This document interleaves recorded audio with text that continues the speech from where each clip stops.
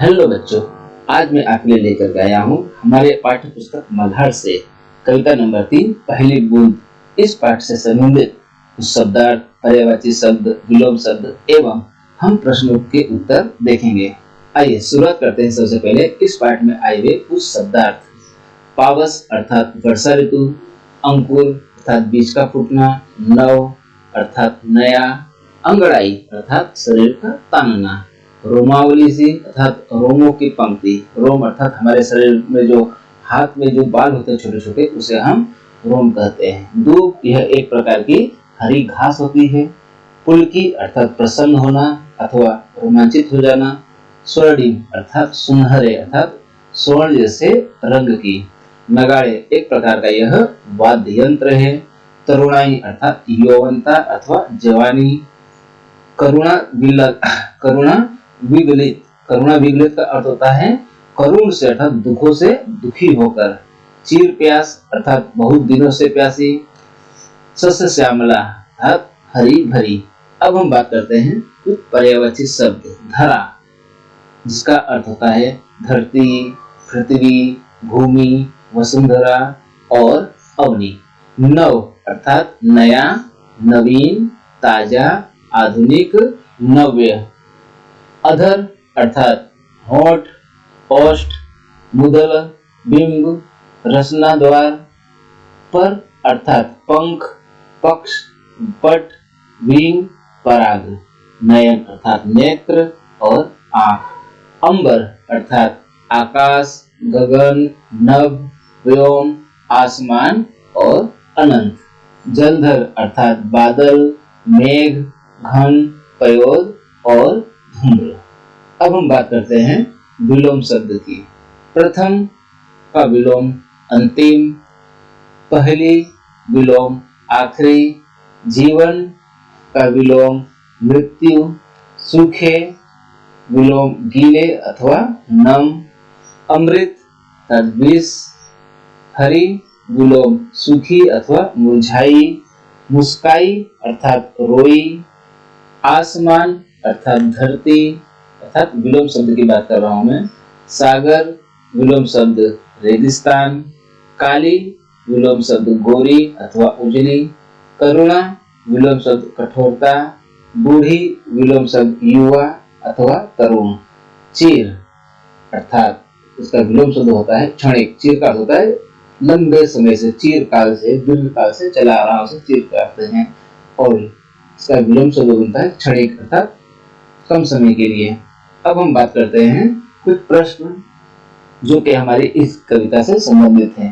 प्रश्न नंबर 1, वर्षा की पहली बूंद से धरती की प्रसन्नता किस प्रकार प्रकट होती है? और कवि कहते हैं कि धरती से सूखे होठों पर बारिश की बूंद अमृत के समान गिरती है, मानो वर्षा होने से बेजान अर्थात जिसमें जान न हो और जो सूखी पड़ी हो, बेजान सी पड़ी हो, धरती को नया जीवन मिल जाता है। इस प्रकार वर्षा की पहली बूंद से धरती की प्रसन्नता प्रकट होती है। कहने का अर्थ यह है कि जब वर्षा की पहली बूंद हमारी धरती पर गिरती है तो जो लंबे समय से सुप्त अवस्था में पड़ी थी, उदास थी, नीरस थी, उसके अंदर एक नया जीवन आ जाता है और हमारी धरती खुश हो जाती है। क्वेश्चन नंबर 2, धरती को बूढ़ी कहने का क्या तात्पर्य है? तो कवि कहते हैं सचमुच वास्तव में जिस प्रकार बुढ़ापे में आदमी सुस्त पड़ जाता है, अर्थात जब आदमी बूढ़ा होता है तो कुछ नहीं करता है, एक ही जगह चुपचाप सुप्त अवस्था में पड़ा रहता है, उसमें उत्साह भी नहीं रहता है, न कोई नई उमंग, न खुशी, न वो एक्टिव रहता है, कुछ नहीं, चुपचाप एक जगह पड़ा रहता है। ठीक उसी प्रकार से हमारी जो धरती है वह भी गर्मी की वजह से सूखी पड़ जाती है। इसलिए यहाँ कवि ने धरती को बूढ़ी कहकर संबोधित किया है। प्रश्न नंबर 3, वर्षा की पहली बूंद से प्रकृति अर्थात नेचर में क्या क्या परिवर्तन होते हैं? तो उत्तर है वर्षा की पहली बूंद से आकाश प्रकृति में कई प्रकार परिवर्तन दिखते हैं, जिसे कहते हैं परिलक्षित हुए हैं। आकाश में जल रूपी बादलों के बीच बिजली चमक रही है। ऐसी यानी कि ऐसा लग रहा है कि मानो सागर बिजलियों से स्वर्णिम पंख लगा करके वह आसमान में उड़ रहा है। तो इसे कहा गया है जो समुद्र है वह बिजलियों के पंख लगा करके और चमक चमक करके वह आसमान में उड़ रहा है। अर्थात वर्षा की पहली बूंद से प्रकृति में ये सारे परिवर्तन देखने को मिलते हैं। इस प्रकार क्वेश्चन नंबर 4, इस कविता में आसमान और बादल की तुलना किससे और किस प्रकार की गई है?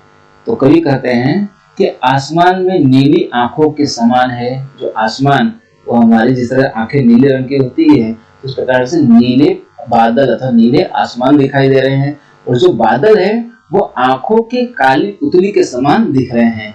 ऐसा लग रहा है मानो बादल आंसू के समान वर्षा कर रहे हों और वर्षा के कारण चारों ओर हरियाली छा जाती है।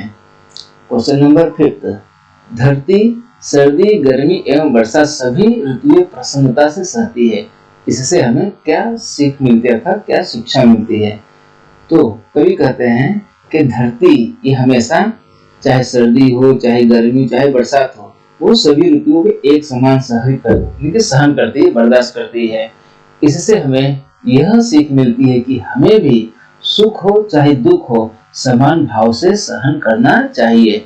सुख में अधिक प्रसन्न नहीं होना चाहिए और दुख में अधिक दुखी अर्थात विचलित भी नहीं होना चाहिए। जीवन में सुख और दुख दोनों समान भाव से आते हैं, जाते हैं। इसलिए मनुष्य को हमेशा सुख और दुख को समान रूप से सहन करने की शक्ति होनी चाहिए। इस प्रकार से मनुष्य अपने जीवन को संतुलित बना करके वह चल सकता है। और अंतिम प्रश्न है कि आपको कौन सी ऋतु सबसे अधिक प्रिय है और क्यों? बताइए। बच्चे अपने इच्छा अनुसार यह उत्तर लिख सकते हैं। और जो मैंने उत्तर पसंद किया है कि मुझे तो सबसे अधिक वर्षा ऋतु अधिक पसंद है। लेकिन क्यों पसंद है?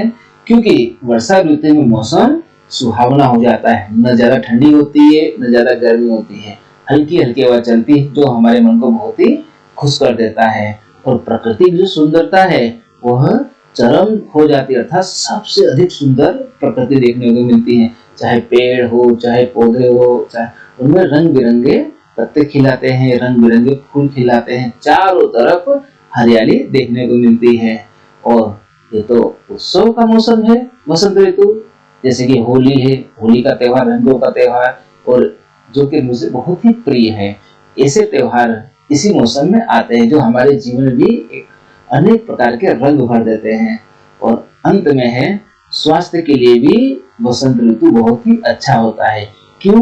क्योंकि यह मौसम न तो सर्दियों की तरह हमें सर्दी खांसी देता है, न तो गर्मियों की तरह हमारे अंदर थकावट लाता है। इस प्रकार से मुझे वसंत ऋतु बहुत ही अधिक प्रिय है। Thank you.